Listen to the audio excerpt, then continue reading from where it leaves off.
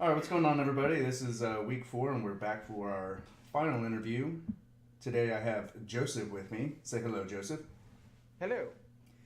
All right, and today I'm pretty much just going to ask you a couple questions about, some emerging technology that we think is, that's awesome now, but could have its problems in the future, and maybe we can look back on, say 5, 6 years ago and where we were then with this, same technology, and we'll just move forward from there. So to start off, I'll ask you this question of what is a device outside of your computer and or smartphone that you feel gives you a great user experience? Um, I would say my Apple Watch. All right, yeah, I mean that's a good choice on something outside of a computer or smartphone. That could definitely provide a a great user experience. So with that being said, why do you prefer this device over others? Well, I've had the Gear Watch, like the Samsung one, and it just wasn't that. I didn't like it. I had an Android phone at the time.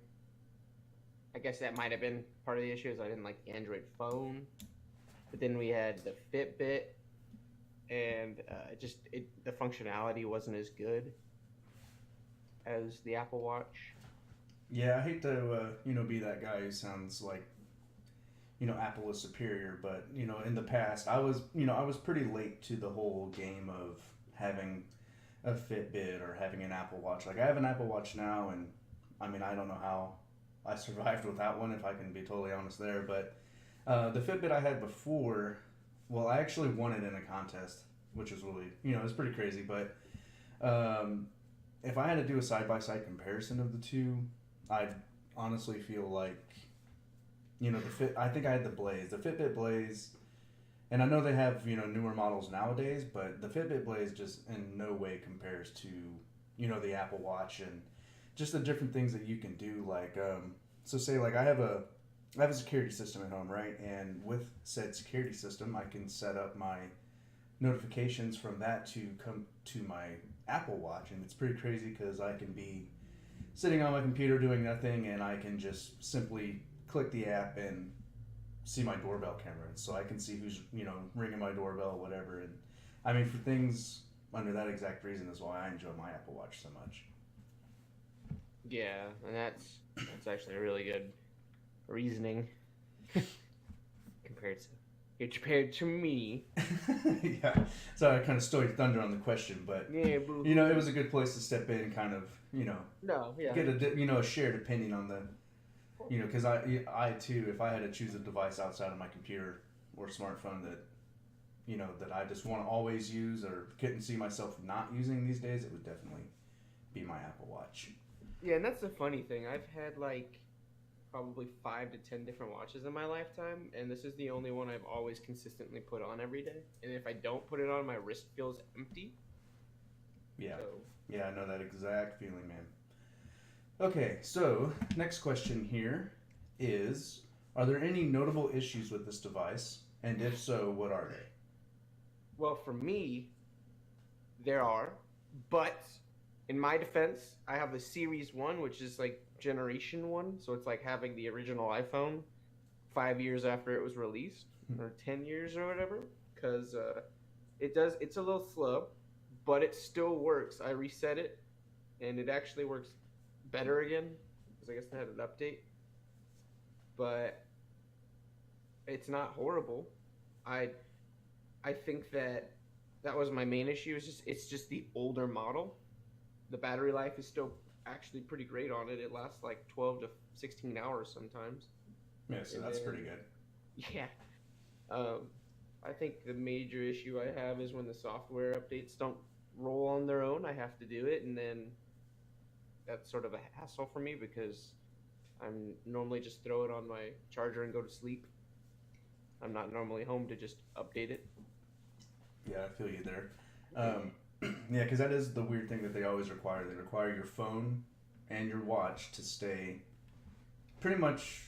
I mean, they say within range, but you don't want to be that guy who is in the middle of an update and you walk outside of that, let's say, 50-foot radius of your watch updating, and then the update fails or something like that because you walked away too far from your watch, and with that it kind of, when your watch needs to update, it kind of takes the watch and your phone both away from you simultaneously, just to perform a simple update. And sometimes, like, these updates, I think I know I just got a notification this morning telling me I think it's just a little patch update, but the one prior to that, it was actually a pretty hefty little update, and my watch was updating for close to 45 minutes, I believe. And I mean, nowadays, call it a crutch, but I think we all, as a society these days, pretty much use our smartphones as a crutch. Like, I don't open my laptop to Google a quick fact. Like, I just grab my phone. We're out of that day and age of where I need to go sit down behind my computer and log in just to hop onto a website and ask just ask whatever gee whiz question. And with the updates like that, I can definitely see the issues that it causes. Sorry.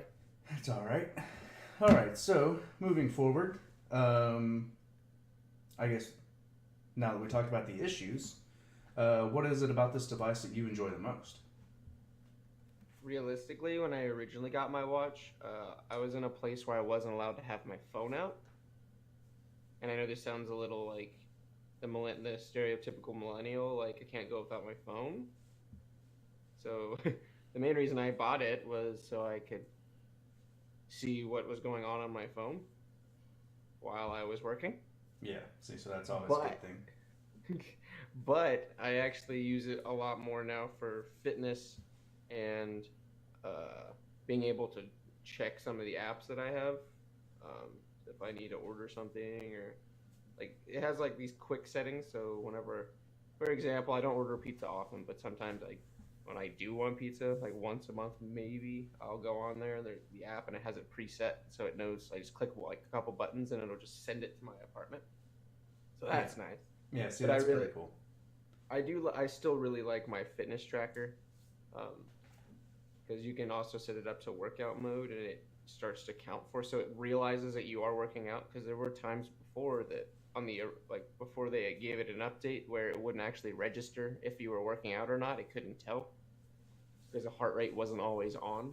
And so they fixed that, but I still like putting it in workout mode because you can pick what kind of workout you're doing, so it knows how intensely you are doing it.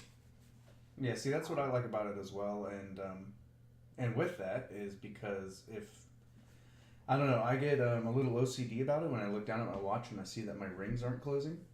Yeah. And if anyone has seen or looked at an Apple Watch before, you know what the activity rings are, and I mean, it's one of those things that if you want to look at it as a design point, that it definitely does its job, because you look at it and say it's noon or 1 p.m. or whatever, and you look at it and you're like, oh man, I'm only a quarter of the way through my rings. Like, it pushes you to close those rings. And with that automatic feature, like you said, because sometimes you just go into you walk into the gym and the last thing on your mind is maybe like, oh man, let me start my workout on my watch, and it'll automatically pick that up and show that you're working out. And when you get that raise in heart rate, and you'll get the notification on your watch and it says, hey, it looks like you're working out, do you want to start a workout? And you can be like, oh yeah, I forgot to hit it, and then you can simply just go in and say, yeah, I'm working out, and then it just starts tracking it. That way you can close your exercise ring for the day.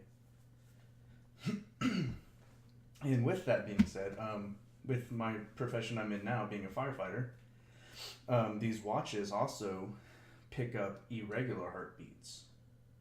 I don't know if you've read a couple of the stories, but people have gone into like pre-heart attack rhythms in their heart, and their Apple Watch will pick up on it and say they're in AFib or something like that, and with that, it'll say, hey, your heart is beating at this irregular pattern, stop what you're doing and call 911. And it's, things like that. If you have a piece of technology that can sit on your wrist and constantly monitor your heart rate in order to tell you if you're going to have a heart attack, that's pretty crazy. And then it makes, being an EMT/firefighter, it obviously doesn't make my job easier. It's still my job, but in order for someone, even, Like if save I'm them that guy, actually. instead of them having a heart attack and I'm having to treat a heart attack and, someone in cardiac arrest, it's easier to be like, oh, okay, you have all right, let's just load them up and get to the hospital. So, Yeah, that way y'all can. It's a lot faster process yeah, exactly. And then, versus someone's already on the ground, you know, in yeah, the middle of it. as my dad used to tell me, it's the proactive route, not the reactive route. Yeah. Okay, so moving on, what are some of the ways you feel this product could improve in the future? So, I have Series 1, so that's really hard for me to be like, it could do better. Because then you have the Series 2, 3, and 4. I do like that the Series 4, since I can't really, I have to go to Series 4 in order to talk about the future. Because the Series 4 has, navigation, Bluetooth, has its own, has its own, like, phone. So you can actually make calls if you wanted to, like cellular. Um, the prices are never going to change. One, it's Apple. Two, they have a really good sustainability. Obviously, I have a Series 1 and it still works just fine. Yeah. I feel like maybe a few features they could add would be like their own version of like protectors for the watches, because you have to buy like a third party screen protector. Oh yeah. Because I've actually already cracked my watch face I think 2 times in the what Oh I yeah. think I've had it about a year now, and I've already cracked it twice, and that's $75 a pop. I mean, it beats having to buy a new watch every time, but it's one of those things. And I tried to put one of those little screen protectors on it, but on the little face of a watch, it's a little awkward feeling, and it's a little awkward to look at, I feel. Yeah, and once it starts peeling off, it just starts to like become less sensitive to the touch. Yeah, exactly. And that's just things that rely on a force touch, as they call it with Apple, their force touch. But with things like that, I feel putting a screen protector on it, and that's why I agree with you. With Apple needs to do their own thing, because obviously there's a bunch of brilliant minds there. I'm sure they can come up with something to, sustain that force touch. Like nothing's ever gonna, like you can put your little screen protector on, and it's like nothing ever changed. So that's how I feel it needs to be. Yeah, and I feel like, I mean, I know they keep coming out with like different metals, but I feel like if they had like a stronger alloy, that I don't know, because mine has like scratches all over it. I know they have stainless, but they should. I feel like eventually they should be able to bring the more expensive models down in price. Does that make sense? Because Yeah. the only thing that changes is just the alloy of the watch. So they could eventually bring it down to a more like I would say affordable. That would be more or less the word I'm looking for, but maybe not the most accurate word. Yeah. But I So feel like affordable would be a good one. I just want to add something in the way that this product could improve in the future is when I mean the future, I'm saying let's talk about way down the ways here. Just because I am such a little sci-fi nerd, could you imagine pulling up your wrist and it throwing Yeah. like a holographic type watch face up in your and that's what you look at and you interact Why with said like holographic face? Well, in my point, in 10, 15 years, I would want something that's not even like I don't have to put on myself. It's just already there. Just like flip my wrist and yeah, it's sort of like those TV shows where people have like the iPhones implanted into their Yes, eyes. Or yeah. I was about to the say like a watch little implanted in implant the or wrist. something. But I feel like it would be cool if they had like something you like tap on the bottom of your wrist and it just like opens up around you. Granted, I know that'd probably be super expensive, but that'd be super cool. True. I think I'm literally tapping my wrist right now. yeah, just to see if we can get it to work. Like, come on. All right. Expand. Yeah. So the last question I have here is: do you foresee any major issues with this device moving forward into the future? Mine, yes. Series, I would say Series 3 and 4, probably not, because they're so up to date. It's like almost having a brand new phone. Like, possibly having like an iPhone 7 or 8, 10, like, Mine's like the iPhone 5, iPhone 4 generation type watch. It's getting to its aged date, and I'm sort of not excited about it. But I don't feel like there's so many people that use iPhones, so many people that use Apple Watches, that it's a great connectivity tool. That's another thing. It's just the fact that they're all connected, and so I feel like people are really gonna. I feel like they're just gonna continue to be popular. Yeah, I definitely agree with you there. Okay, well, with that being said, that was the last question I had for you today. Is there anything that you would, maybe like to add to the topic that we discussed today, or, do you feel comfortable leaving it where we left it? I mean, this Apple Watch Series 1 is just testament to the fact that this stuff does last. Yeah, and with that, I mean, it's not on the Apple Watch thing, but I do have a coworker who just recently bought the iPhone 10, the Plus model of it. But prior to that, he was rocking a iPhone 5 still. So that just goes to show you. I mean, he didn't have 4G. He wasn't able to get that, but the fact that he can still have I don't even know how old. When were iPhone 5s out? Like 2000. The original 5? 2012. Yeah, I was gonna say so. If you think so, he had that phone for about 6 years, and I know a lot of people who aren't tech savvy people. They feel that they should be able to have a piece of, they should be able to have an electronic for 10 to 15 years. That's just not. It's not plausible. Like it's not a car that is going to keep, as long as I maintain it, I can, just keep running it into the ground. That's just not the case with electronics. And like you just said, it just goes to show that even at 6 years old, their products still perform. And that's always a good thing to, promote a lot of retainability for a company. So. True. All right. Well, I do appreciate your time today. And thanks everyone for stopping by and, checking out our interview. All right, thanks, guys. Ooh.